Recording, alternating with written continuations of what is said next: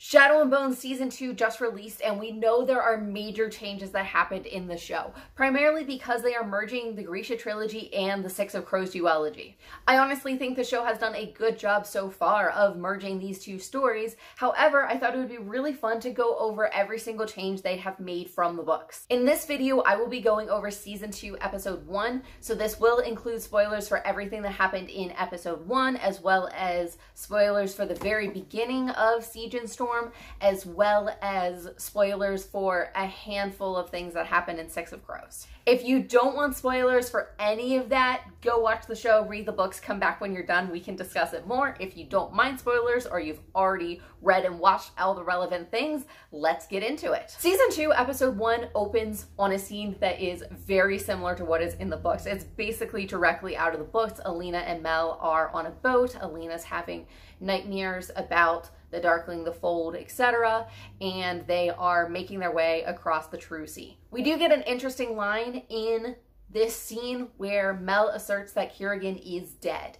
I think in the books they were a little less certain that Kirigan was dead. They certainly thought it was possible he was dead and they hoped that he was, but they were maybe a little less certain. And I think in the show, Alina is a little less certain, whereas Mel is sure that he saw Kirigan die. The next scene is Melina and Mel going through a checkpoint. This is not something we see at all in the books, but it was fun to see in the show, and we get a nice nod to Season 1. Melina and Mel talk about these forged papers they have from Kaz. The Crows and Mel and Alina did not meet at all in the books, so of course this didn't happen, but it was fun to see a nod to Season 1.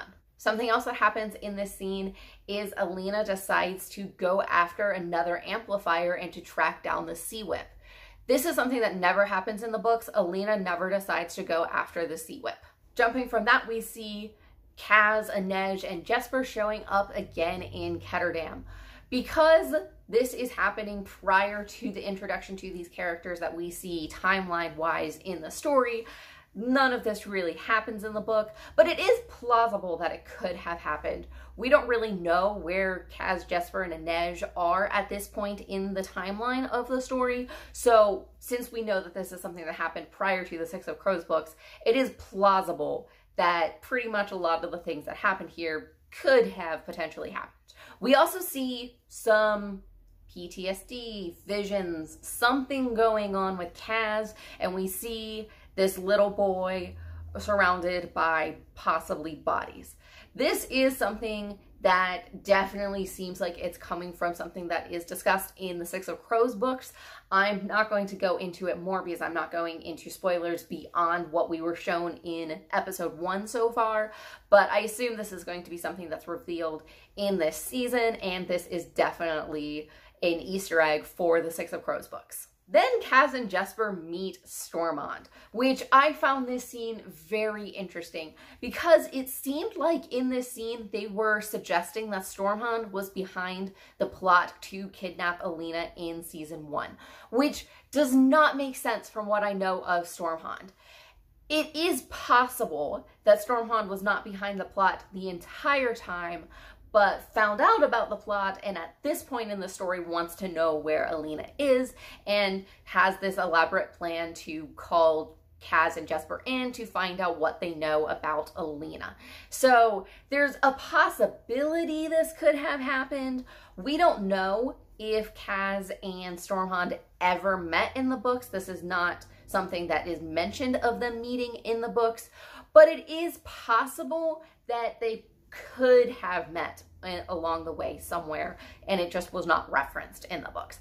So I'm not sure if this scene is possible simply because the way it's almost acting like Stormont was behind the plot in the first place, but I think it is possible if we use our imagination a little bit to figure out how these two characters could have ended up in this situation. And then we get a conversation between Kaz and Jesper, and Kaz says that Jesper is a Durist. So a Durist is basically another word for a magic user. We have different countries in this world and they refer to their magic users differently, and they also treat their magic users differently. This is a little bit of a spoiler for the Six of Crows books. This is not something you as a reader know right away. However, it is something Kaz knows in the books. So since this is something that happened in the timeline prior to the Six of Crows book, it is possible that this could have happened, that Kaz would be figuring out that Jesper has the ability to use magic on metal objects. Next, we have a dream sequence of Alina and the Darkling. Alina does have visions or dreams of the Darkling throughout the Siege and Storm book, so this is very much keeping in line with the book. However, the Darkling says something very interesting here. The Darkling says, "Are you willing to sacrifice what is most precious to you?" And I definitely feel like this is foreshadowing to something that happens in the books, but this isn't something the Darkling says to Alina. This is something Balgra says to Alina. So I find it interesting that they gave this line to the Darkling. Then we have Alina in the library studying maps, looking for some sign of the Sea Whip, which again, Alina never decided to go after the Sea Whip, so this is not something that happened. While she's in the library, she is recognized as the Sun Summoner. And this is something that happened in the book, but for a little bit of a different reason. In the book, Alina still has the stag collar. She has not gotten rid of that like she did in the end of season 1. So this is something that she actively tries to hide. She wears scarves around her neck to try to hide the stag collar because she knows it could be recognized. Her scarf slips at some point and she is recognized as the Sun Summoner, and she does get away like she does in this scene. And then we have Mel being recognized as a deserter, which Mel is a deserter, and this is something they're concerned about, but this is not something that happens, especially not at this point in the book. So Mel being recognized and the whole chase sequence after that does not happen in the book. Alina doesn't come to the rescue, she doesn't use her power in front of people, and of course, the people of this place do not protect Alina and Mel from being captured. I think this is just setting up that this world is very big. We have difference of opinions on magic users and difference of opinions on the Sun Summoner herself. Some people do revere her and regard her as a saint, and I think this is a nice little scene to set up a little bit of that. Then we have the entrance by these two, which is characters that we meet in the book. However, this is not the way we meet them in the book. It is plausible that this could have happened. We just meet them at a later point. I really enjoy the scene where Inej is stealing knives. I just find that so much fun. She's lost her knives and she's going to get them back so she can be a deadly wraith again. However, pretty much everything that happened here, again, we don't really know if any of it happened, though I do suppose it is plausible. We then have Nina rescuing Inej and joining the crew, which we're not really given any indication that this is exactly how it happened, though we do know Nina does join the crew, so I would say this is plausible. And of course, we have a scene of Matthias in prison in Hellgate, which is exactly where he is at this point. We then have Alina and Mel trying to board charter on a ship and using Alina's gold hairpins to pay her way. Alina did use her gold hairpins to pay their way in the book, but this isn't exactly how they ended up on the ship. I'll get to that in a little bit. We also have the general of the First Army showing up, accusing Mel of being a deserter, and all the crew on the ship deciding to not allow him to arrest Mel. I think this is just set up for who this crew really is, although this is something that did not happen in the book because Mel was not caught for being a deserter at this point. Then we have a scene which did not happen in the book, but I actually think is one of the most plausible that happened in the book, and that is the Darklings Return. This scene establishes several things that we know from the book. First off, the Darkling is alive, and he has a shadow army.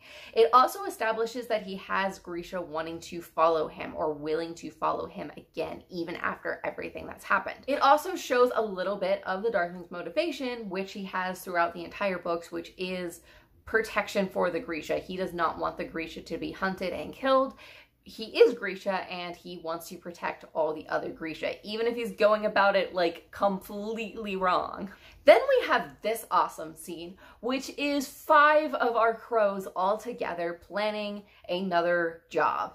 This is very reminiscent of a scene that is in the beginning of Six of Crows. It happens when the crows have taken on a job and they are getting together and planning, and we have Jesper giving Wylan a hard time for basically everything, and Kaz not really telling everyone his plan, and basically everything that happened in this scene felt so much like something that could actually happen and felt very similar to a scene that we get in the beginning of Six of Crows. I really enjoyed this scene.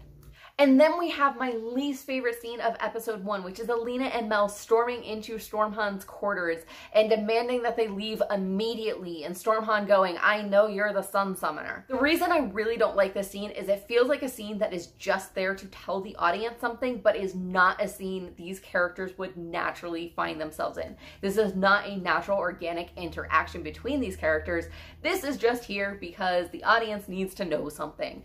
And I really dislike this scene because of that. I think it's unnatural for Alina and Mel to be storming into the quarters and demanding this. We literally just saw the crew turn away the general of the First Army. Like, if anything, the crew should be the one going, "Oh, hey, maybe we should leave soon." This shouldn't be Alina and Mel doing this. And Stormont going, "Haha, I know you're the Sun Summoner." I mean, it's not entirely out of character, but it's a little weird in this interaction. So something I've kind of been skirting around this entire time is in the beginning of Siege and Storm, literally in the first few pages, the Darkling catches up with Alina and Mel and takes them captive. The Darkling is the one to hire Stormhont's ship, and the Darkling is the one deciding to go after the Sea Whip. So basically everything that happened in this first episode on Alina and Mel's side of things is something that Darkling instigated in the books. It kind of seems like we've completely skipped the Darkling's involvement and just had Alina and Mel taking charge and being the ones to decide to go after the next amplifier. I'm not totally upset with this choice, and it probably moves the story along a lot faster. I am interested to see where it goes from here. I've only seen episode 1 so far.